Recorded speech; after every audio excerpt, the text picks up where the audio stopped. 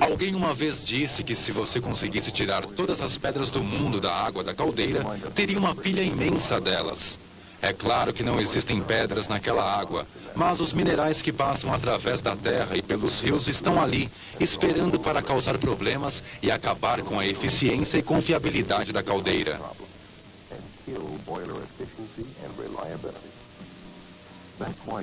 Daí porque seu sistema é equipado para executar a desmineralização. A desmineralização faz com que o tratamento a montante não faz. Olha o que isso significa. A preparação da água bruta pode incluir a purificação e a filtragem.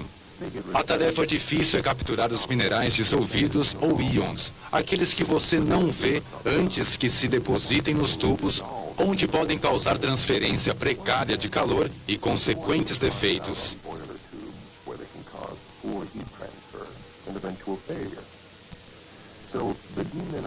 Assim, o processo de desmineralização é um item de alta prioridade que exige entendimento.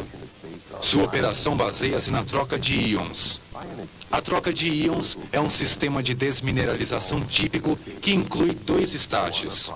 Um deles é o processo que converte os minerais dissolvidos em seus parentes na família de ácidos. O estágio 2 é o processo de acompanhamento que remove os ácidos para concluir o processo de desmineralização e produzir água pura.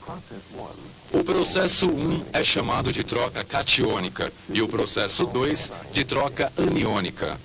Em qualquer dos casos, a ferramenta que irá trabalhar é esta: uma simples conta de plástico. Há milhares delas no leito de resina de seu sistema de desmineralização. Vamos dar um zoom no assunto.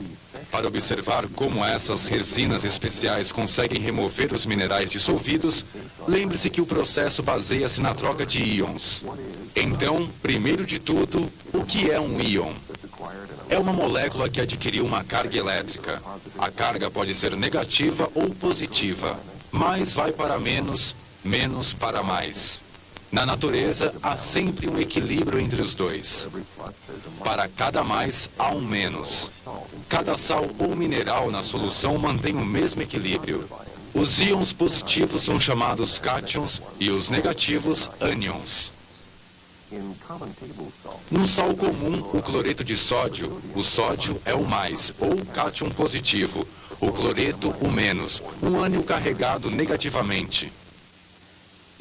Se passarmos a água para uma coluna ou leito de resina catiônica, as partículas com carga positiva indesejadas são trocadas.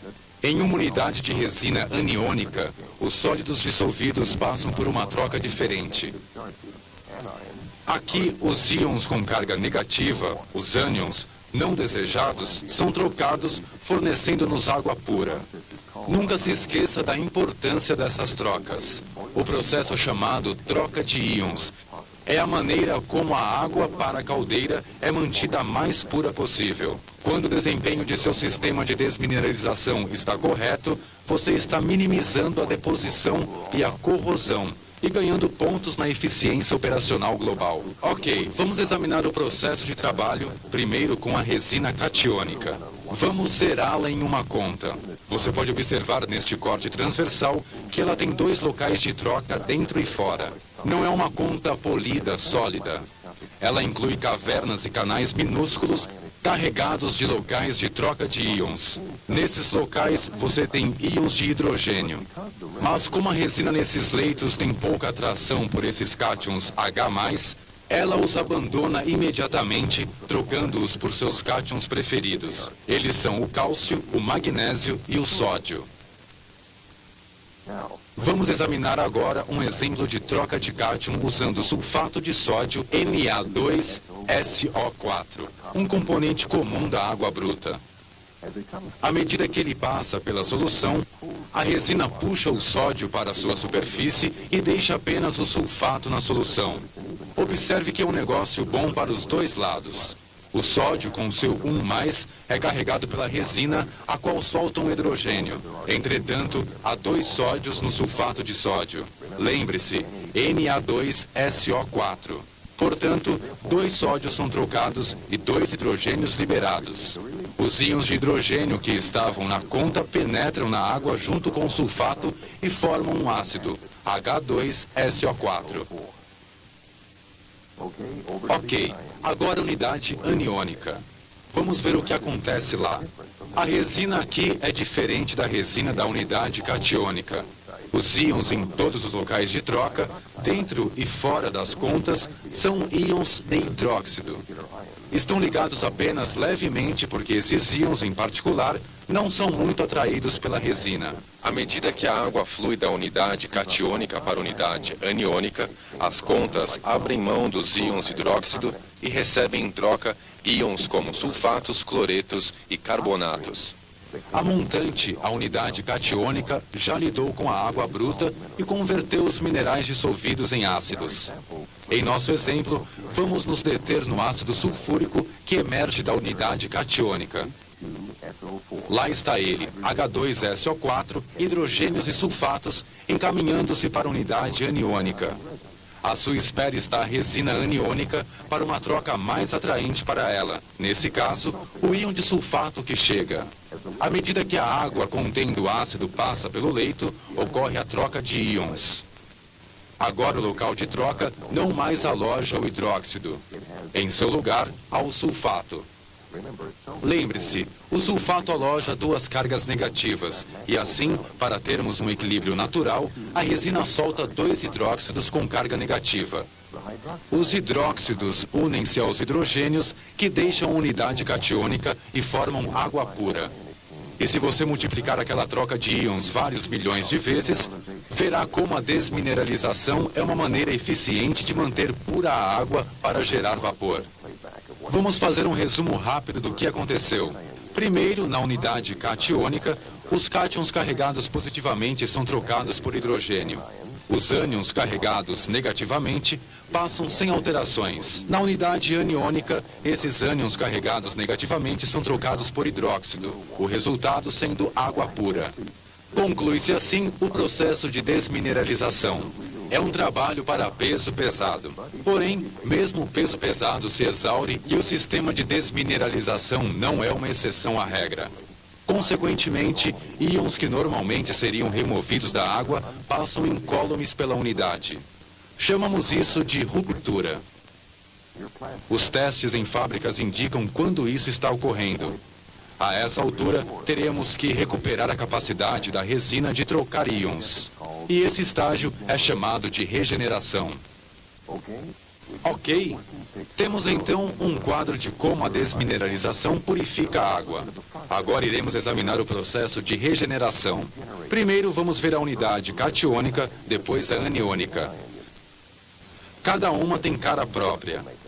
E cada uma deve ser observada como uma operação individual. Muito bem, então você fez os testes da água, que sai da unidade catiônica, e obteve uma leitura que diz que ela está exaurida. Isso significa pare.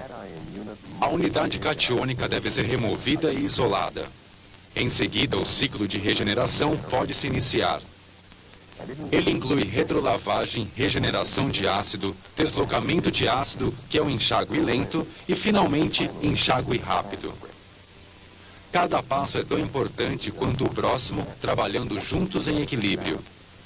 Qualquer atalho ou omissão pode desequilibrar tanto o sistema que o processo de desmineralização pode fracassar rapidamente. E isso significa problemas para as caldeiras. Primeiro, a retrolavagem. Ela tem duas finalidades principais: remover detritos e afrouxar o leito de resina que fica compactado sob pressão normal durante a operação. Vamos examinar esses dois efeitos da retrolavagem. Por que é importante descartar detritos e resinas quebradas? Bem, a água flui sob pressão.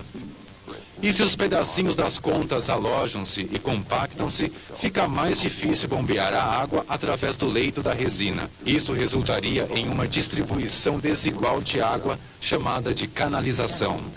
A canalização causa rápida exaustão de algumas contas, enquanto outras não têm qualquer contato com a água.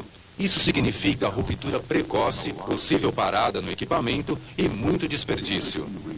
A outra razão para fazer a retrolavagem é preparar todo o leito de resina para a regeneração seguinte. Como o leito de resina está sob pressão constante no ciclo de serviço, ele tende a se comprimir. Precisa ser afofada. A retrolavagem expõe todas as superfícies do leito de resina à regeneração de ácido que está para ocorrer. Além disso, assegure-se de que a temperatura da água de lavagem seja verificada. Dependendo da temperatura, a viscosidade da água apresenta muita diferença, afetando o teor de expansão do leito de resina. Uma expansão muito pequena pode impedir que as contas entrem em contato com o regenerante. Expansão demais pode elevar o leito na unidade tão alto que você pode perder algumas contas ao retrolavá-las para a linha de rejeitos. Agora o estágio 2, regeneração de ácido. O que acontece nesse processo é o oposto do que ocorre durante o serviço normal. Lembre-se que a resina catiônica começa com um íon de hidrogênio ligado frouxamente. Durante o serviço, ela abandonou o hidrogênio, o íon que ela menos prefere. Agora, a resina catiônica terá alimentação forçada para se restabelecer com o íon de hidrogênio.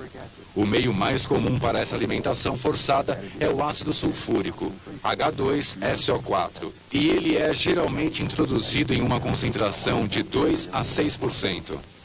A percentagem real depende da quantidade de cálcio na água de entrada, porque você não vai querer precipitar o cálcio na forma de sulfato de cálcio. Assim, você aumenta a concentração de H2SO4 para níveis mais altos em etapas. Lembre-se que essa etapa de regeneração de ácido exige introdução adequada da quantidade total especificada do ácido. Sendo assim, observe também a taxa de fluxo, porque toma algum tempo, juntamente com a concentração e quantidade certas de ácido, para que a tarefa de regeneração seja executada corretamente. Outra etapa que depende da quantidade certa de tempo é a número 3, deslocamento de ácido. É também chamada de enxágue lento. Porém, lembre-se, a finalidade não é apenas enxaguar fisicamente o leito de resina. É a continuação da etapa de regeneração de ácido. E aqui está o que acontece. O fluxo de água continua após a completa aplicação do ácido. É percorrido pelo equivalente a 1 ou 2 volumes do leito, medido em galões ou pés cúbicos. Isso é feito para assegurar o uso correto do ácido. Ao enxaguar na velocidade correta, você está concedendo a quantidade de tempo exata para o processo de regeneração de ácido. Finalmente, a etapa 4 da regeneração catiônica, o enxágue rápido. Agora você está removendo todo o excesso de ácido da unidade de desmineralização. Aqui é onde você também aumenta a taxa de fluxo. A razão para tal é completar o enxágue rapidamente antes que a água bruta de enxágue contendo sólidos dissolvidos deixe escapar resina demais. Com o enxágue rápido concluído, o leito de resina catiônica é regenerado e pronto para voltar para a linha. Bem, está concluída a regeneração catiônica. Vamos agora para a unidade aniônica. O processo é exatamente o mesmo da unidade catiônica. A principal diferença é que vamos usar um cáustico no lugar do ácido para substituir íons de hidróxido em vez de íons de hidrogênio. São 5 etapas. Primeira, retrolavagem. Segunda, pré-aquecimento do leito de resina. Terceira, adição de soda cáustica. Quarta, deslocamento. E a quinta, enxágue rápido. A diferença crítica na efetiva regeneração cáustica é a temperatura. O leito de resina, juntamente com o cáustico diluído, é normalmente aquecido a 120 graus para melhorar a remoção da sílica da resina. E o cáustico é introduzido em uma solução de 4%. Com o enxágue rápido concluído a contento e a água deixa a unidade aniônica saindo como esperado, as unidades catiônicas e aniônica estão prontas para o serviço novamente. Você acabou a tarefa de regeneração. Bem, essa é a história da desmineralização. Sua finalidade é simples: retirar minerais dissolvidos da água que vai para a caldeira. Ela baseia-se na capacidade de resinas plásticas especiais atraírem certos íons e liberar outros para formar água pura no processo de troca de íons. Você viu como as resinas trabalham. As catiônicas atraem as cargas positivas e as aniônicas as negativas. Quando os leitos de resina estão exauridos, você os regenera. Passo a passo, eles voltam à força total, prontos para o serviço novamente, para desmineralizar a água e ajudar a emissão de vapor puro para o equipamento industrial.